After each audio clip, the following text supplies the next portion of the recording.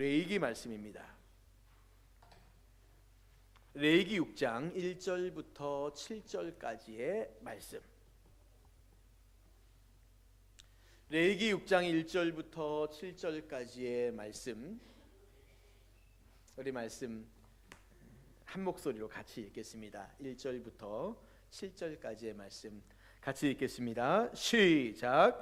여호와께서 모세에게 말씀하여 이르시되 누구든지 여호와께 신실하지 못하여 범죄하되 곧 이웃이 맡긴 물건이나 전당물을 속이거나 도둑질하거나 착취하고도 사실을 부인하거나 남의 잃은 물건을 줍고도 사실을 부인하여 거짓 맹세하는 등 사람이 이 모든 일에 하나라도 행하여 범죄하면 이는 죄를 범하였고 죄가 있는 자니 그 훔친 것이나 착취한 것이나 맡은 것이나 잃은 물건을 주운 것이나 그 거짓 맹세한 모든 물건을 돌려보내되 곧 그 본래 물건의 5분의 1을 더하여 돌려보낼 것이니 그 죄가 드러나는 날에 그 임자에게 줄 것이요 그는 또 그 속건 제물을 여호와께 가져갈지니 곧 내가 지정한 가치대로 양떼 중 흠 없는 순양을 속건 제물을 위하여 제사장에게로 끌고 갈 것이요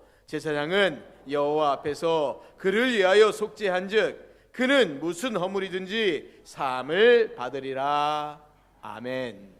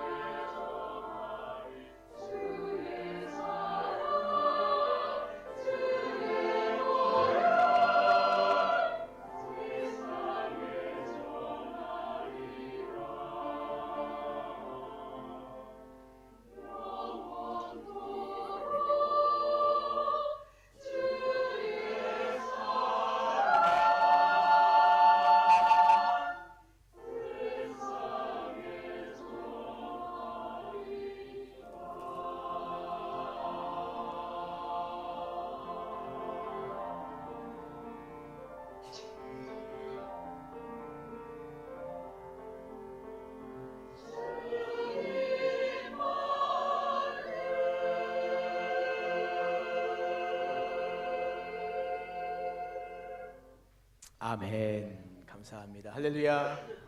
할렐루야. 우리 옆 사람과 인사합시다. 예수님의 이름으로 사랑합니다. 인사합시다.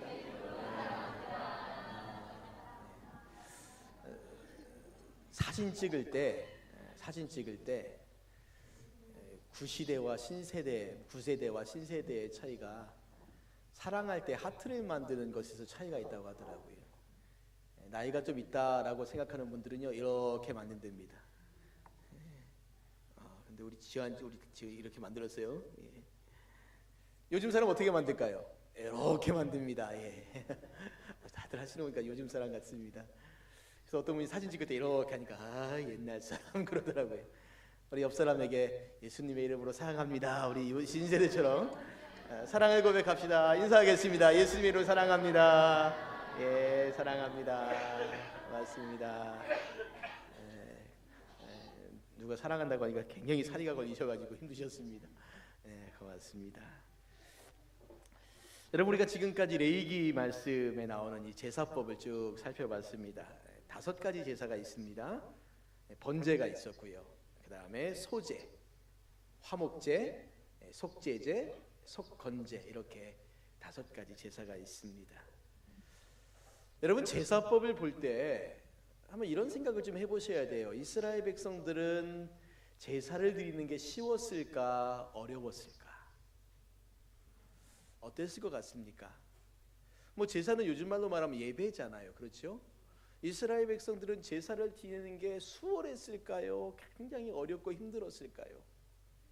어렵고 힘들었습니다. 왜냐하면 첫 번째는 제물을 가지고 와야 되잖아요. 제물이요.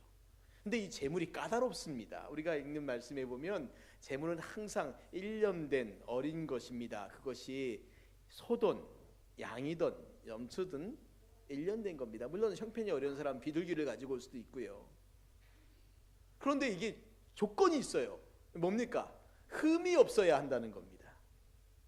아니, 짐승을 이렇게 들에 내어놓고 키우는데 흠이 없다는 말은 쉽게 말하면 상처가 없어야 되는 게 생채기가 없는 겁니다.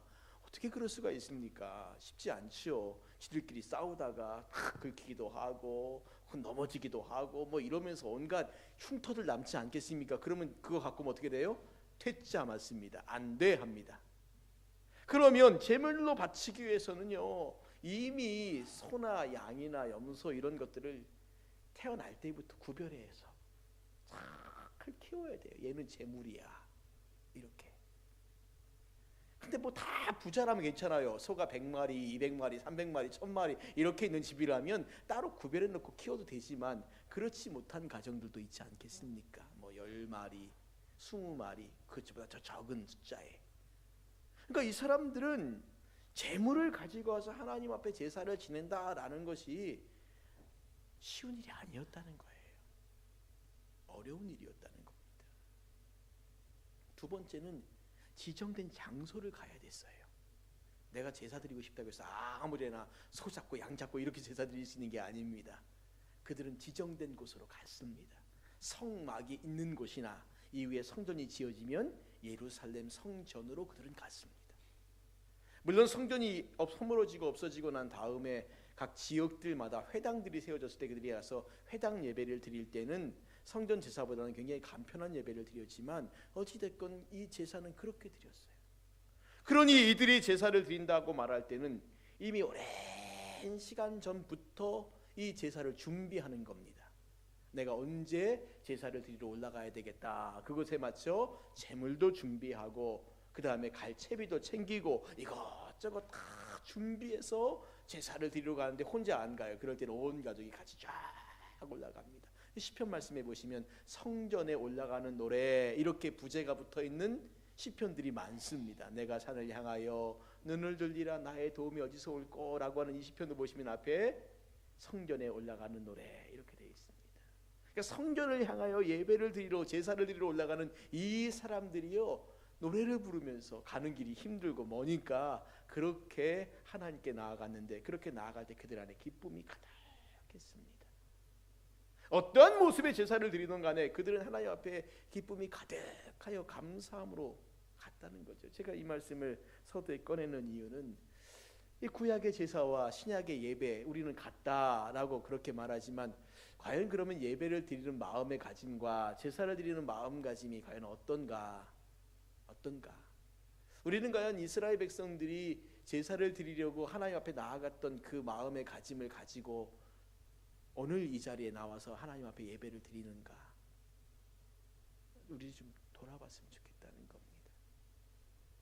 이름만 될 만한 안 만한 어떤 목사님은 그 굉장히 큰 교회의 목사님이신데 이분은요, 교인들한테 그렇게 예전에 선포를 하고 지금도 그걸 지키고 있다고 합니다. 당신은 토요일날 주례 안 하겠다는 거예요. 교인들이 많은데 토요일날 결혼식 많지 않겠습니까? 토요일날 주례하지 않겠다. 이유는 간단합니다. 토요일은 내가 주일을 준비하는 날이다. 그래서 기도하고 신방하고 그리고 말씀 묵상하고 설교 준비하고, 이게 그분의 일과예요. 처음에는 좀 어리둥절했겠죠. 근데 나에게 주례를 받으려면 평일날 결혼식 하라고. 그냥 그게 교인들은 평일날 결혼식을 많이 한다는 거예요. 목사님 주례 받으려고. 근데 이게 웬 고집스럽게 그렇게까지 할 필요가 있는가라는 생각이 들고 마음이 들겠지만, 한번 곰곰이 생각해 보면 우리가 주일을 준비하고 예배를 준비하는 우리의 자세들, 우리의 마음가짐들은 어떠한가라는 것들을 좀 볼 필요가 있습니다. 토요일 날 깨까지 뭔가 바빠요. 물론 바쁠 수밖에 없는 환경 가운데 있는 분들도 있습니다. 그러니 주일날 오면 예배가 집중이 안 돼요. 피곤합니다. 졸리기도 하죠. 그냥 토요일까지 바쁘게 살다 보니까 그래 내일 예배를 드려야지 이 생각도 없습니다. 여러분에게 꼭 부탁드리고 싶습니다. 토요일날 하루 종일 그러라는 말씀은 아닙니다. 그러나 최소한 저녁 이후의 시간 가운데는 한 번이라도 그래 내가 내일 예배를 드리지. 예배를 드리지 이 마음 가지시고, 예배를 드리는 자신을 위해서, 그리고 우리와 같이 예배 드리는 우리의 구역 식구들 위해서, 주일학교 교사라면 내가 섬기고 가르치는 우리 아이들을 위해서, 그리고 말씀을 전하는 목회자들을 위해서 잠깐만이라도, 1시간 2시간 하라는 말씀 아닙니다. 잠깐만이라도 기도하면서 예배를 준비한다면 아마 오늘 드려지는 예배 우리 자세들이, 우리의 마음가짐들이 조금은 달라질까 그렇게 생각되어집니다. 사랑하는 성도님들, 이스라엘 백성들의 특별히 구약 이스라엘 백성들의 제사의 모습을 기억하시면서 우리가 하나님 앞에 나아가는 우리들의 삶의 모습이 그러할 수 있기를 주님의 이름으로 축원을 드립니다. 오늘 특별히 우리가 이 중에서 이 속건제 제사를 한 번 더 보려고 합니다. 속죄제와 속건제는 말 그대로 하나님과 사람 앞에서 지은 죄를 하나님께서 이렇게 해결해라 라고 우리에게 가르쳐 주신 죄를 용서받는 방법입니다. 이 중에 이 속건제라는 제사가 참 재미있습니다. 이 속건제는 말씀에 보면 세 경우에 보통 드렸는데, 첫 번째가 성물에 대해서 손실을 입혔을 경우고요, 두 번째가 여호와의 계명을 부지중에 범한 경우에도 그렇습니다. 그런데 일반적으로 속건제를 가장 많이 드렸을 경우에는 언제냐면 이웃에게 무엇인가 손해를 끼쳤을 때입니다. 여기선 범죄했을 때라고 말하지만, 범죄라고 말하면 너무 우리가 좀 크게 무겁게 생각하니까 약간 좀 가볍게 생각해서도 이렇게 생각할 수 있는 거예요. 이웃에게 뭔가 손해를 끼쳤을 때. 그래서 여기 말씀해 보니까 이렇게 말하죠. 이웃이 맡긴 물건이 있음에도 그 사실을 부인하거나, 이웃의 물건을 도둑질하거나, 이웃을 협박하여 물건을 착취하거나, 이웃이 잃어버린 물건을 줍고도 그 사실을 모른다라고 부인했을 때, 이럴 때 속건제를 드리라 말씀하고 있습니다. 왜 그러냐면 그것이 죄라는 겁니다. 죄라는 거예요. 그래 본문에서 이 죄라고 하는 단어를 설명할 때 우리가 어떻게 이 단어를 볼 수 있냐면, 여러분 2절 말씀해 보시면 이렇게 말합니다. 누구든지 여호와께 신실하지 못하여 범죄하되. 자 보세요. 뭐라고 말합니까? 누구든지 여호와께 뭐하지 못하여요? 신실하지 못하여 범죄하되. 여기서 이 죄가 무엇이냐라고 말하면, 죄는 하나님께 대하여 신실하지 못한 겁니다. 신실하지 않다라는 이 말은 믿음을 깨버렸다 이 말입니다. 하나님과의 관계에서 믿음이 깨질 때 죄가 시작되는 겁니다. 이것이 죄를 이해하는 데 굉장히 중요한 겁니다. 죄가 뭐냐? 신실하지 않은 것. 믿음을 깨버리는 거지요. 하나님은 신실한 분이시고 하나님 말씀도 신실함을 전제로 하는데 시편 119편 86편에 보시면 이렇게 말합니다. 주의 모든 계명들은 신실하니이다. 주의 모든 계명들은 신실하니이다. 하나님의 말씀이 신실하시다는 거죠. 왜요? 신실함이란 것 자체가 바로 하나님의 성품이란 겁니다. 그럼 신실함이 뭐냐? 그냥 쉽게 말하면 이거예요. 믿을만하다. 믿을만하다.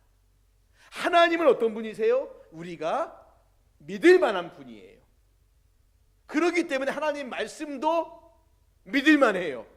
하나님이 무슨 말씀을 하시는지 어떤 말씀을 하시는지 그 말씀은 믿을 수 있어요. 이게 신실함입니다. 하나님께서 우리에게 그렇게 신실함을 보여주시고 난 다음에 우리에게 요구하시는 게 뭐냐면 너희들도 신실하라는 거예요. 즉 하나님이 우리에게 주신 그 말씀을 붙잡고 우리 역시 하나님께서 믿을 만하게 살아가야 된다는 겁니다. 이것이 깨질 때 죄와 불법이 나오는 겁니다.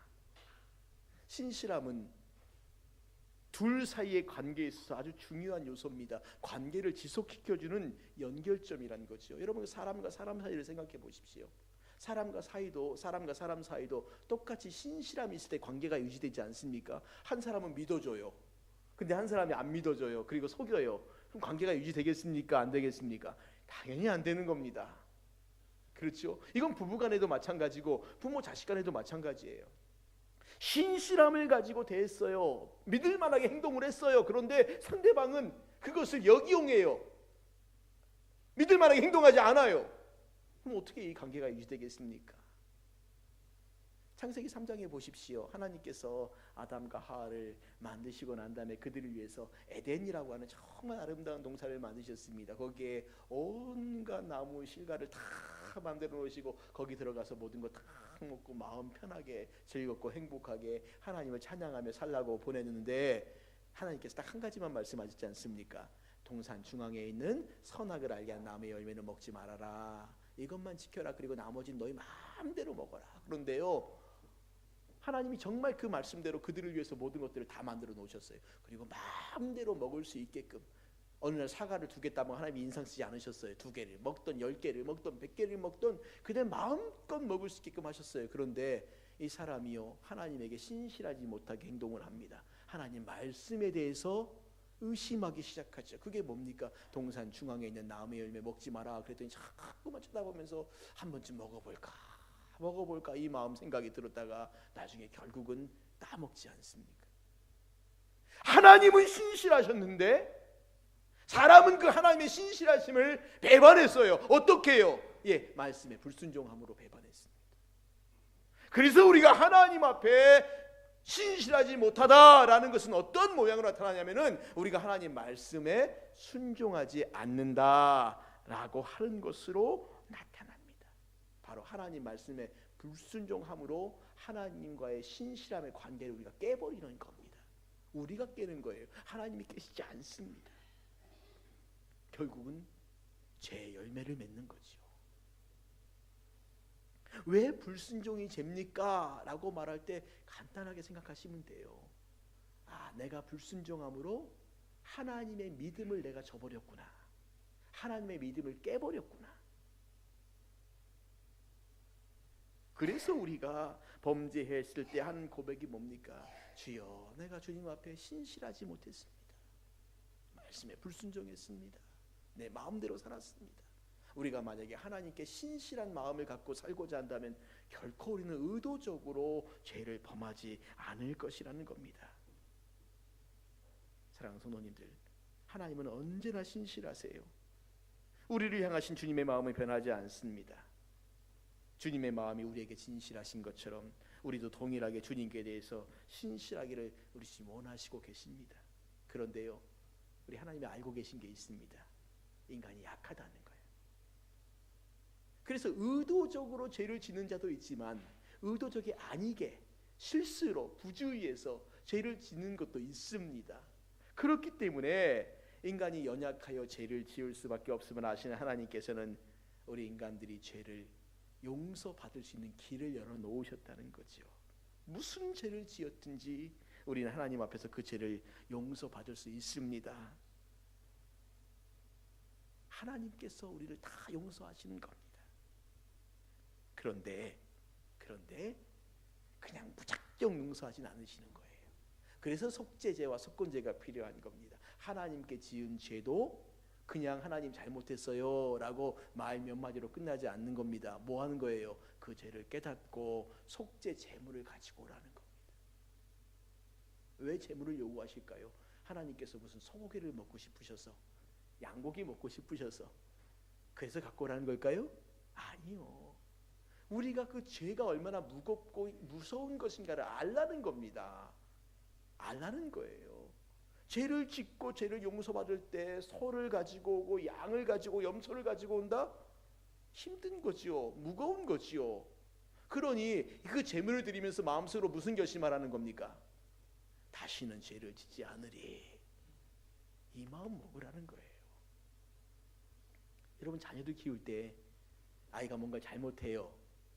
애가 처음에 잘못했어요 라고 말할 때 그저 부모니까 아이에게 그래 용서할게 이렇게 말할 수 있지요. 그런데 그것이 계속 반복돼요. 그럼 이 아이는 자기가 죄를 짓고 잘못하고 부모에게 잘못했어요 라고 말하고 부모가 용서할게 라고 말하는 걸 어떻게 생각할까요? 아무것도 아니게 생각하는 거예요.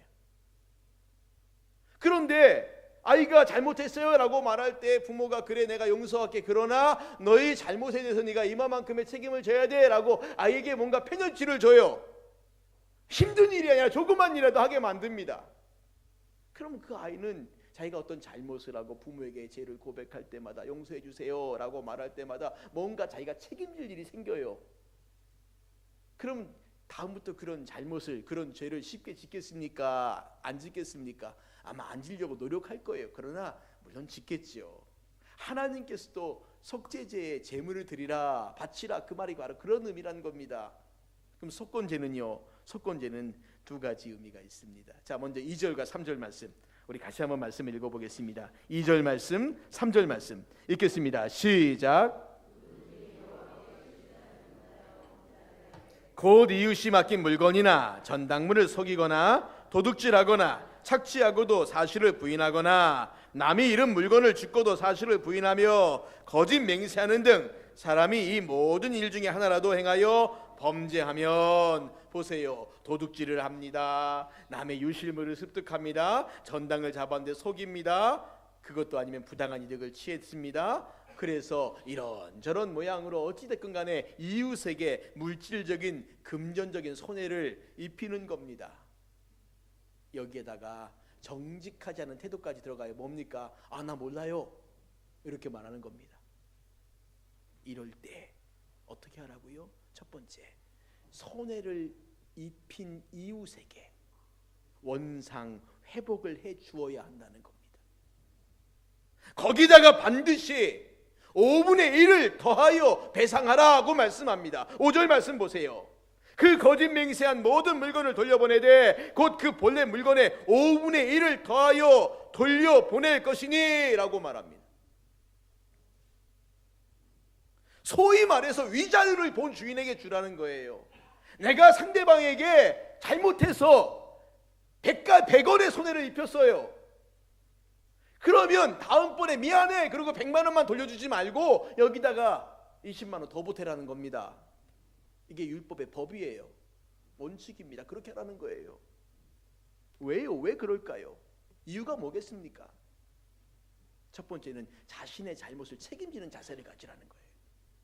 내가 잘못해서 상대방이 손해를 입었다면 그 잘못에 대해서 책임지라는 거예요. 그저 미안해 원상회복 이러지 말라는 겁니다. 내가 상대방에게 어떤 손해를 입혔는데 상대방이 그 손해 입은 게 단지 그 100의 정도가 아니라 그 100을 못 써가지고 100의 손해가 또 있을 거 아닙니까? 그것까지 보상하라는 거예요. 두 번째는 그렇게 배상함으로 인해서 내 물건이 귀한 것처럼 남의 물건도 귀하다는 거, 내 재물이 귀한 것처럼 남의 재물도 귀하다는 거, 이거 알라는 겁니다. 가끔 TV나 뉴스에 나오는 보이스피싱 하는 사람들, 왜 그런 짓을 하겠습니까? 남의 거 귀한 줄 모르니까 그런 거예요. 남의 거 귀한 줄 몰라서. 그러니까 그런 일을 하는 거예요. 속여가지고 남의 거 뺏으려고 하는 거 아니겠습니까? 이것이 사람과의 관계 속에서 죄를 해결하는 방법이라는 거예요. 내가 상대방에게 잘못했으면 잘못한 것에 대해서 보상해 주시라는 겁니다.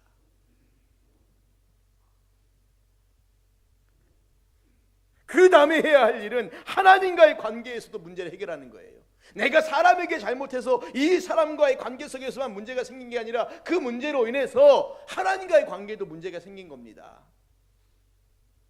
6절에 이렇게 말해요. 그는 또 그 속건 제물로 여호와께 가져갈지니 곧 내가 지정한 가치대로 양떼 중 흠없는 순양을 속건 제물을 위하여 제사장에게로 끌고 갈 것이요. 사람과의 관계에서 손해를 입힌 것에 대하여 5분의 1을 더하여 갚아주었다 하여 끝나지 않는다는 겁니다. 땅에서 매인 것이 풀렸으면 이제 하늘에서 매인 거 풀려야지요. 그래서 죄에 대한 속죄 예물을 반드시 드리라는 겁니다. 지정한 가치의 순양을 하나님께 속죄 예물로 드리라고 그렇게 말하고 있는 겁니다. 이건 역시 똑같아요. 죄에 대한 대가를 치르지 않으면 그 속죄 은혜가 얼마나 큰지를 모른다는 겁니다.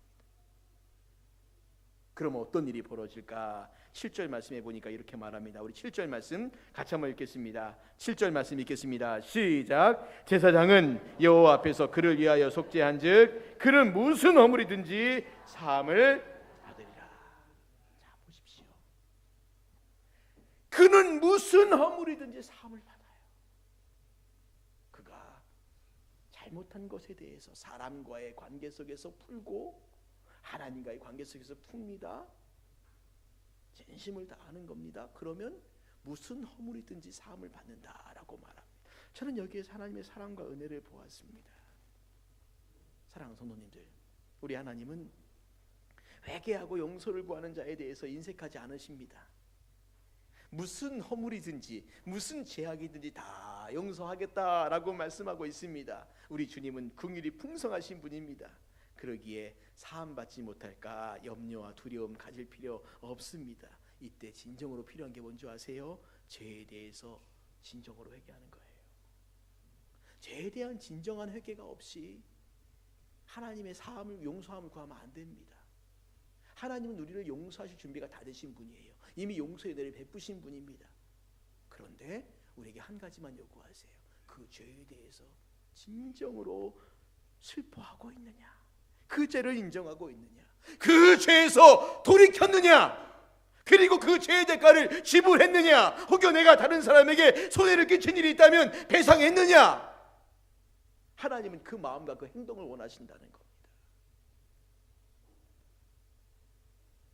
우리의 참회의 기도가 그저 잠깐 동안 기도해서 용서해 주셨지, 이런 마음 먹지 마십시오.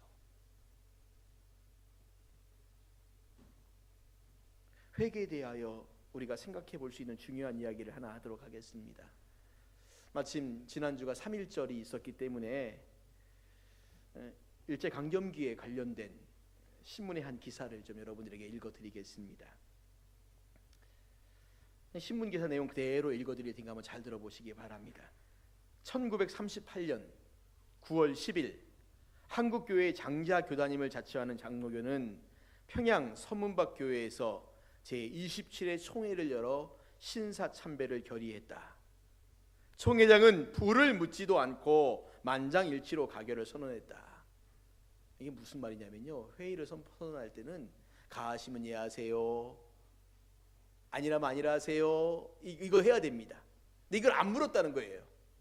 통과! 이렇게 해버렸어요. 통과하면서 뭘 통과시켰냐면 신사참배, 한국교회는 지금부터 신사참배한다라는 걸 만장일치로 가결시켜버렸습니다.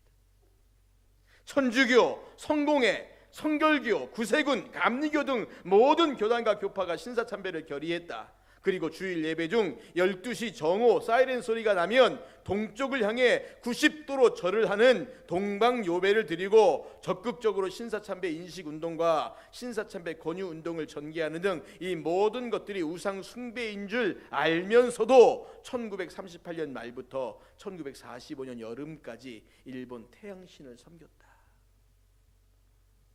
3.1운동을 주도한 33인 중 16명이 기독교인일 정도로 나라와 민족을 위해 나섰던 기독교는 우상 숭배인 신사참배의 죄를 짓고 적극적인 친일 행각을 벌이기 시작했다. 1939년 장로교 제28회 총회는 홍택기, 한경직, 조승재, 최지하 등이 주도하는 국민정신 총동원 조선예수교 장로회 연맹을 결성했고, 연맹은 일본의 침탈 전쟁을 위해 기도운동과 시국강연의 모금운동을 벌였고, 헌금을 모아 조선 장로호라는 비행기를 천황에게 바치기도 했다. 주기철 목사처럼 신사참배를 거부하고 모진 고문을 받다가 순교한 기독교인들도 있었지만 대부분 기독교인은 일본에 적극적으로 협조했다. 한경직 목사는 1992년 템플턴 상을 받는 축하 행사 때 인사말을 하면서 신사참배한 것을 회개했다. 아시는 한경직 목사는 영락교회를 목회하셨던 목사님이시고, 이 템플턴 상은 종교계의 노벨상이라고 불릴 정도로 아주 그 권위가 있는 종교인들에게 주는 상입니다. 이걸 받으시면서 그가 뭐라고 말했냐면, 먼저 나는 죄인임을 고백합니다. 나는 신사참배를 하였습니다. 고백했다 한다. 템플턴상을 받으면서 의기양양하지 않고 오히려 겸손하게 자기의 과거를 고백하고 회개했다는 것은 한경직의 회개하는 양심을 엿볼 수 있는 양심이다. 죄는 미우나 회개는 귀하고 아름다운 것이다. 주경신학자 박윤선 목사는, 이 박윤선 목사는 누구냐면, 여러분 아주대 병원 옆에 합신대학교가 있지요. 그 합신대학교를 처음 세웠던 분입니다. 그리고 우리나라에서 최초로 성경 66권 전권 주석을 했던, 그러니까 성경학자입니다. 지금도 그분이 만들어놓은 이 박윤선 주석은 모든 신학생들이 다 이렇게 볼 정도로 그렇게 권위가 있는 책인데, 이 책을 쓰신 이 박윤선 목사님, 최량교회당에서 자신의 신사참배를 고백하고 회개하였다. 1950년 9.28 수복이 있기 전 부산 최량교회에서 모였던 피난교육자 부흥회 때의 일이다. 그때 고신교사와 최량교회당은 피난교육자들이 꽉꽉 차 있었다. 최량교회 담임 한상동 목사와 몇 분이 의논하여 박형용, 김치선, 박윤선 목사를 강사로 집회로 했다. 박형용 목사는 8월 15일 해방은 하나님의 큰 선물인데 해방 후에 백성이 바로 살지 않고 자유하며 방자하여 이런 전쟁이 왔다며 회개를 촉구했다. 박윤선 목사는 나는 단 한 번뿐이지만 신사참배를 한 범과가 있으므로 나는 언제나 그 일로 인하여 원통함을 금할 수 없었는데 이때의 죄를 그 회중 앞에 공고백하였던 것이다 라고 자수했었다. 새벽 기도회를 인도하면서 한부선 선교사의 철저한 신사참배 반대 활동과 감옥생활 그리고 추방 사건을 소개하면서 자신의 죄를 고백했던 것이다. 박윤선 목사가 자신의 고백한 내용이다. 집회 시간마다 하나님의 은혜가 풍성히 임하였고 처음에는 집회를 찬성하지 않던 이들도 점차 가담하게 되었다. 사흘째 되던 날 새벽으로 기억되는데 그 시간에 참석한 교육자들 대부분이 크게 통회하며 자복하는 회개를 하기 시작하였다. 그 뼈아픈 회개는 과거 일제 핍박 시에 신사참배를 한 그 죄를 인한 것이었다. 성령의 도우심으로 설교하는 나 자신부터 내 죄를 회개하면서 증거가 되었으니 감사한 일이었다. 그 자리에 참석했던 교육자들이 한 사람씩 회개하는 기도가 이어져서 집회 분위기는 더욱 뜨거워졌다. 회개는 아름다운 것이다. 사실 근데 한국 교회가 교회적으로 신사참배 문제를 회개한 적은 없습니다. 이렇게 몇몇 분들, 몇몇 교회들 우리가 잘못했습니다. 회개했지만 회개한 적이 없어요. 어쩌면 오늘 한국 교회 이런 참 여러 가지 이 아픔들, 연약함들이 진정한 회개가 동반되지 않고 겉으로 보기에 부응했다라고 하는 것들 때문에 나오는 것은 아닌가, 그런 마음이 들기도 합니다. 사랑하는 성도님들, 하나님은 우리에게 무슨 허물과 무슨 죄가 있다 하더라도 우리가 그 죄를 진심으로 회개하면 그 죄에 대해서는 더 이상 묻지 않으십니다. 여기에 중요한 게 뭘까요? 진심으로 그 죄를 회개했느냐라는 거예요. 회개했다면 하나님은 용서하세요. 회개하지 않았다면 여전히 우리는 그 양심의 가책을 받고 살 수밖에 없는 자들이에요. 그러나 회개했다면 더 이상 속박을 받지 마시라는 겁니다. 이때 속박받는 것은 양심이 아니라 사탄의 속임수입니다. 사탄은 양심을 통해서 우리를 시험합니다. 처음에는 양심을 어기라고 시험합니다. 일단 양심이 어긋나는 잘못을 저지르면 그 다음부터 양심을 괴롭힙니다. 저도 목회를 하면서 그런 갈등들을 겪은 적이 있습니다. 저라고 완벽하고 깨끗한 사람이겠습니까? 여러분이 알지 못하는 이런저런 잘못들 행하죠. 심지어는 저랑 같이 살고 있는 제 아내도 알지 못하는 그런 잘못들도 행할 때가 있죠. 이런 경험이 있었습니다. 꽤 오래전인데 언젠가 수요일 저녁 예배를 드리는데 마음이 불편합니다. 마음속에 그런 생각이 들어요. 어디 가냐? 누가 묻는 것 같아요. 교회 가지. 너도 양심 좀 있어라. 어떻게 너 같은 죄인이 교회를 가냐? 이것이 사탄의 양심이죠. 강단에 오르려고 하니까 사탄이 또 양심을 저울질합니다. 너 어디 가니? 설교하러 가지. 너 목사야? 나 목사지. 야, 너 철면피다. 넌 참 뻔뻔하다. 내가 사람들에게 설교할 처지가 되니? 거기가 어디라고 함부로 올라가. 이 사탄이 우리에게 말하는 거예요. 근데 참 마음에서 사탄이 양심에 소리치면 우리는 우리의 지나간 죄가 자꾸만 생각나서 아무것도 못합니다. 그때 하나님의 은혜가 생각났어요. 그래, 하나님이 내 모든 죄를 다 용서하셨지. 제가 그래서 이렇게 했습니다. 그래, 네 말이 맞다. 네 말이 맞다. 난 감히 하나님께 갈 수 없는 죄인이다. 그런데 내가 모르는 것이 있어. 네가 모르는 것이 있어. 내 모든 죄를 우리 하나님 아버지가 다 용서해 주셨다는 거야. 내 죄를 용서해 주시려고 예수님이 십자가를 지셨어. 나는 깨끗해. 저리 비켜라. 나는 교회 갈 수 있고, 난 설교할 수 있고. 사랑하는 성도님들, 하나님은 우리의 죄가 주홍같이 붉을지라도 다 용서해 주십니다. 진홍같이 붉을지라도 다 용서해 주세요. 다만 한 가지를 원하세요. 진정으로 회개했는가? 진정으로 회개했는가? 껍데기의 회개, 말뿐인 회개가 아니라 진정으로 그 죄를 미워하고 그 죄를 슬퍼하고 그 죄와 싸우고 그리고 죄로부터 돌이키려고 하는 삶을 우리가 살고 있는가? 예수님 믿으면서 그 말씀이 내 속에 심겨질 때 그 말씀을 통해 내 심령이 자꾸만 새로워지고 있는가? 아니면 여전히 말씀을 듣고도 그냥 그대로 제자리에 멈추어서 서 있는가? 여러분,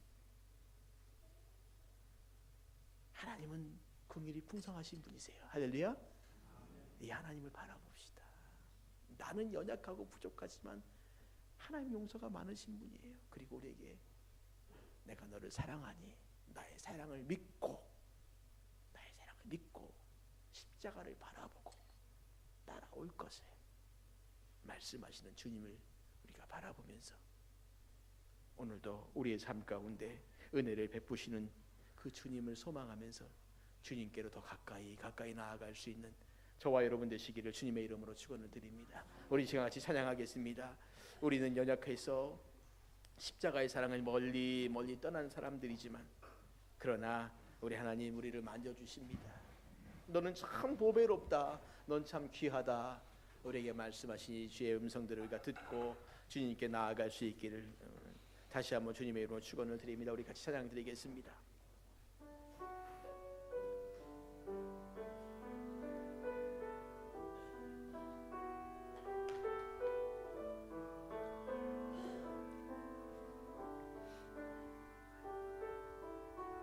십자가 그 사랑, 십자가 그 사랑, 멀리 떠나서 무너진 나의 삶 속에 잊혀진 주네.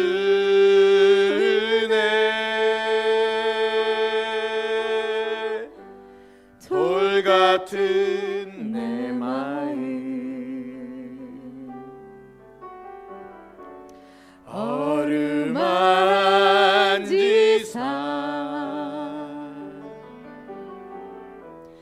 다시 일으켜 세우신 주를 사랑합니다. 주 나를 보호하시고 주 나를 보호하시고 날 붙드시리. 나는 보배롭고 존귀한 주님의 자녀라. 주 나를 보호하시고 날 붙드시리. 나는 보배롭고 존귀한 주의 자녀. 지나간 일들을 기억하지 않고 지나간 일들을 기억하지 않고 이전에 행한 모든 일 생각지 않으리.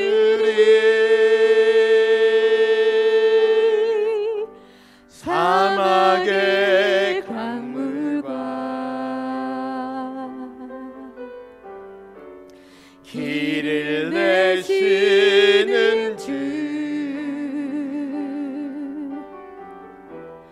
내 안에 새 일행하신 주만 바라보리라. 주 너를 보호하시고 널 붙드시리.